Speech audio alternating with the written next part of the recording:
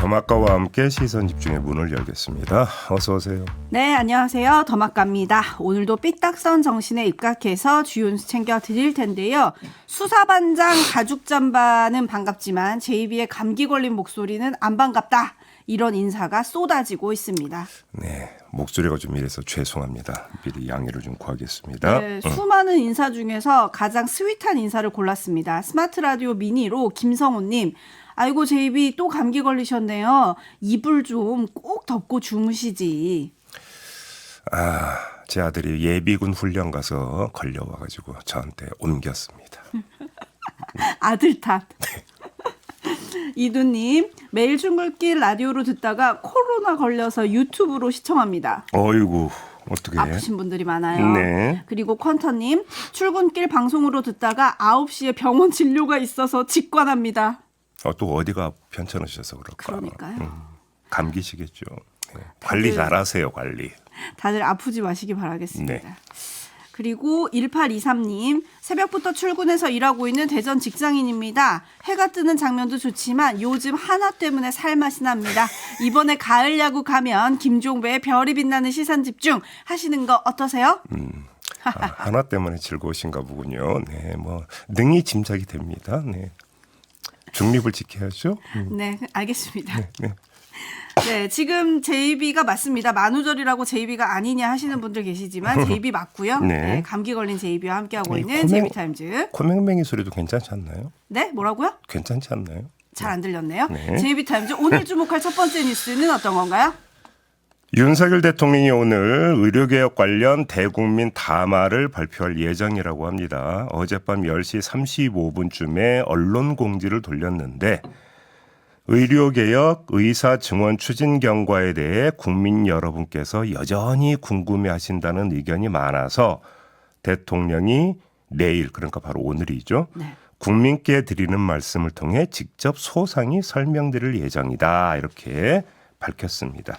네, 그래서 너무 궁금합니다. 도대체 무슨 얘기를 하실 것이냐, 반전 카드가 있는 거냐, 뭐 너무 궁금한데 어떤 얘기를 좀 할까요? 일단 오늘 아침 조간을 보니까 보도가 조금 갈리더라고요. 그냥 2,000명 그대로 유지하고 2,000명을 유지하는 이유에 대해서 대통령이 직접 설명에 나선다라고 하는 보도가 많았는데 일부는 증원 규모를 조금 축소하는 거 아니냐, 또 이런 전망 기사를 내놓기도 했더라고요. 네. 보도가 좀 갈리는데 글쎄 제가 볼 때 그게 무엇이든 그거 어떤 내용이든 최소한 선거 표심에 미치는 영향에 한정해서 본다면 다를 바는 별로 없을 것이다. 내용이 뭐가 되든 오, 이런 말씀을 드려야 될 것 같습니다. 왜요?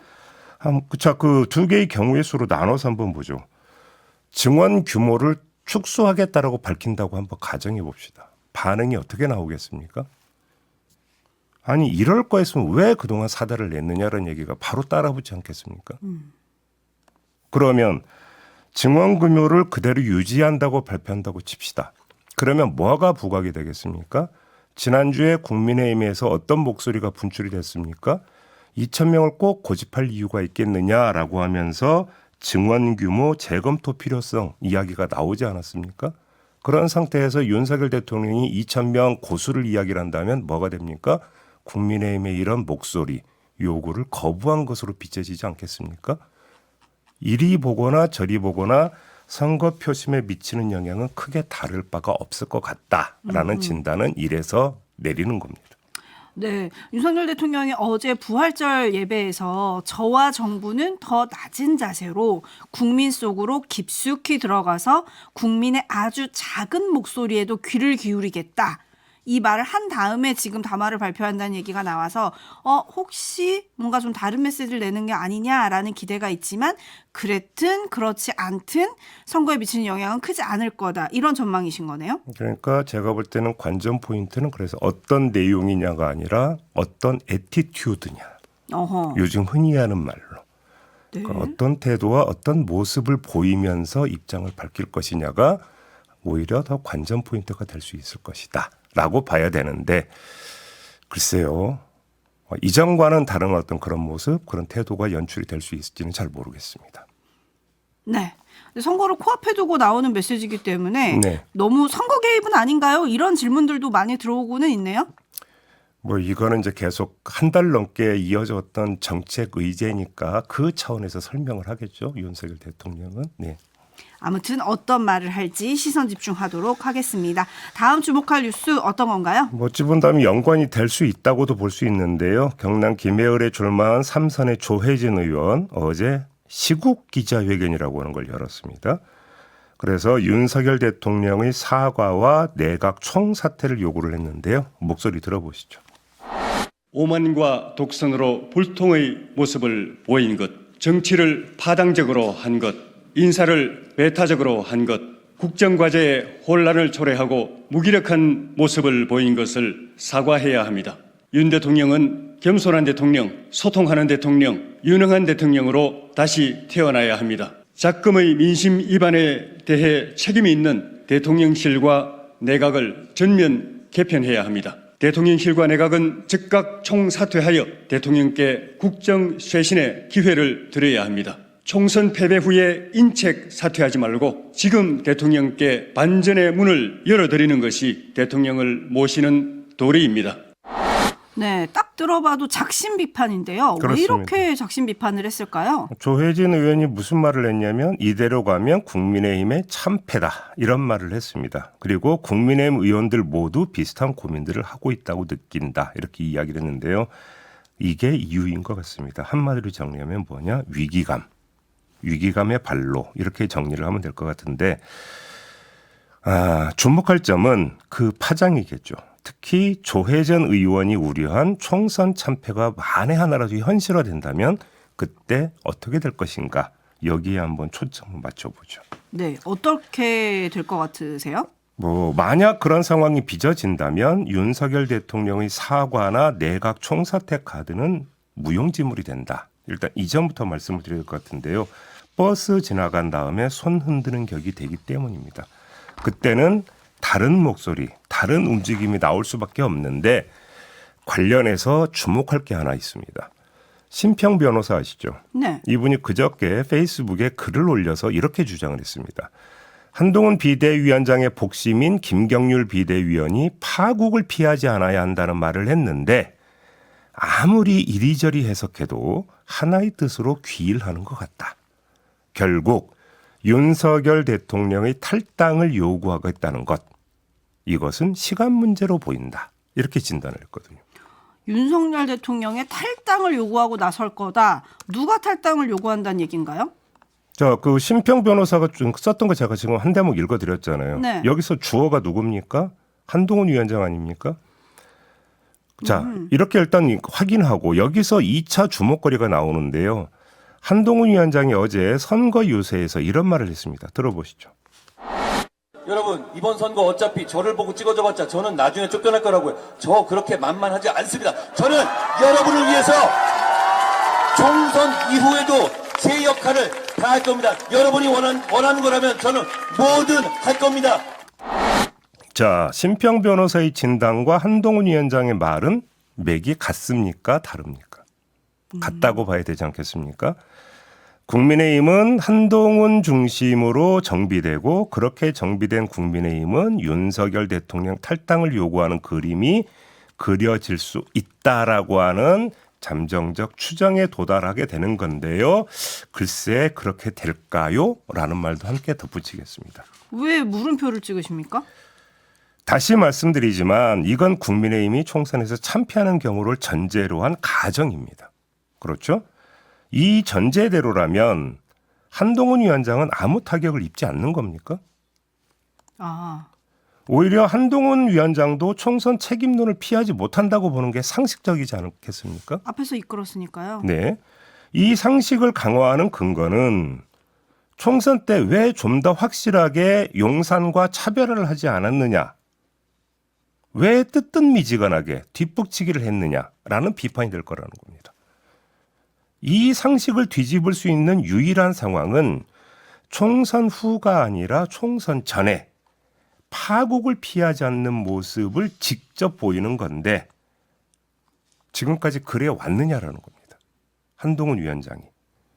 설령 지금 당장 그렇게 실행에 들어간다고 해도 타이밍이 지금 늦은 것 아니냐라는 이야기가 나올 수가 있고 그동안 보여줬던 모습을 보면 한동훈 위원장은 일정하게 수위 조절을 해오지 않았느냐라는 분석이 일반적이기 때문에 이런 말씀을 드리는 겁니다. 사냥꾼 떠돌이님이 그런데 진짜 탈당하라고 말할 사람이 있기는 있을까요? 그러니까요. 라고 물음표를 그것도 찍어주셨네요. 의문인 것이죠. 그 중요한 거는 그 말할 사람이 만약에 없다면 그 이야기는 안 나올 수도 있다는 거죠. 결국은 제가 지금 드리는 말씀은 그거예요. 구심점. 그런데 지금 잠정적으로 설정될 수 있는 심평 변호사가 설정한 건 한동훈 위원장 같은데 총선 결과에 따라서는 한동훈 위원장도 구심점이 아니라 대상이 될 수가 있다는 것이죠. 그렇게 되면 구심점이 있을까?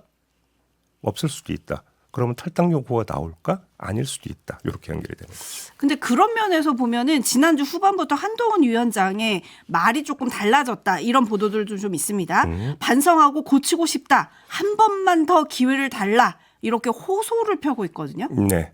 이 읍소 전략이 나올 거라는 것은 뭐 그 여의도 안팎에서 이미 많이 전망을 했던 그런 이야기 아니겠습니까? 그런데 이거는 이 자체는 한동훈 위원장의 태세나 이런 것의 변화가 아니라 유권자를 향한 호소 차원이라고 그냥 그렇게만 이해를 하면 될 거다라는 거죠. 김희숙 님이 이렇게 정리를 해주셨네요. 정치란 평소에 잘해야 하는 겁니다. 오, 명언이십니다. 미쉐리 님 지금 와서 표심을 움직이려고 하는 것 같은데요. 만약에 본인들이 우세하다고 판단했다면 저런 말을 했을까요? 아까도 제가 말씀을 드렸잖아요. 조혜진 의원이 저렇게 시국 기자회견을 했던 이유가 뭐냐? 국민의힘의 총선 참패에 대한 위기감. 여기에서 이제 비롯된 것이라고 했으니까 우세하다고 했다면 당연히 안 했겠죠. 텔라카스님, 국민은 안 무섭고 선거에 지는 건 무서운가 봐요. PW님, 다들 평소에는 가만히 있다가 총선만 앞두면 뭘 이렇게 말들이 많아질까요? 라고 좀 촌철님들은 꼬집어 주셨네요. JB타임즈 다음 주목할 뉴스 오디오로 먼저 만나보시죠.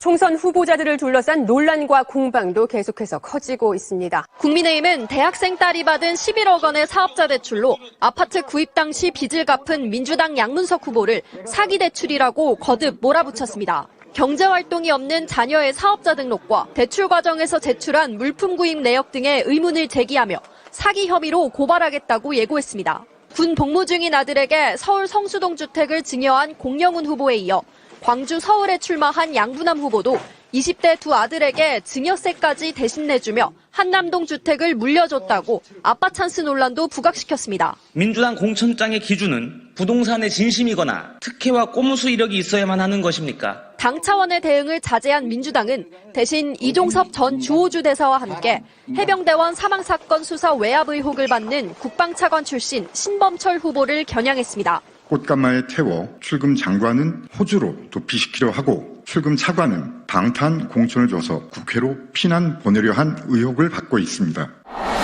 네, 자, 이 뉴스 리포트에 민주당 후보 3명의 이름이 거론이 됐습니다. 그렇죠? 네. 자, 그러면 이거는 어느 정도의 파장이 있을까? 이걸 좀 그러니까 진단을 해봐야 되지 않겠습니까? 네, 파장이 있지 않을까요? 자, 여기서 나눠서 봐야 될 것 같습니다. 하나는 후보 개개인에게 미치는 영향, 두 번째는 총선 당에 그리고 총선 구도에 미치는 영향, 이걸 좀 나눠서 봐야 되겠죠. 그런 점에서 지금 이 뉴스 리포트에 등장한 후보 개개인에게 미치는 영향은 그 지역 유권자들의 평가와 심판에 결국은 모든 게 달려 있을 것이다. 이렇게 봐야 될 겁니다. 그거는 유권자들께서 판단을 하시면 될 문제다. 이렇게 말씀을 드리고요. 제가 여기서 드리고 싶은 말씀은 당에 미치는 영향, 그래서 총선 구도에 미치는 영향. 여기에 한정해서 말씀을 드리겠는데 지금의 총선 구도는 정권 심판 대 2조 심판이라고 다들 이야기를 하고 있습니다. 그러면 한번 보죠. 정권 심판론을 키우는 이슈로 지금까지 뭐가 최근에 불거졌습니까? 이종섭 대사건, 황상무 수사건, 거기다가 대파 875원 등등이 불거졌습니다. 기억하시죠? 이는 윤석열 대통령과 직결되는 문제였습니다. 우회하는 것도 아니고 간접적인 것도 아니고 윤석열 대통령이 바로 등장하는 문제였다는 것입니다. 자, 그러면 이 틀을 민주당이 한번 그대로 대입을 해보죠. 그렇게 그대로 대입하기 위해서는 조금 전 나열한 새 후보의 의혹들이 이재명 대표에게 직결되는가, 이 문제를 재면 됩니다. 어떨까요? 그렇게 대입을 하면 관련해서 여당과 일부 언론은 친명과 부실 검증을 이제 부각시키고 있어요. 포괄적 책임자로서 이재명 대표를 설정하고 있는 건데, 근데 이 대목에서 아주 묘한 그림이 하나가 좀 나오고 있습니다.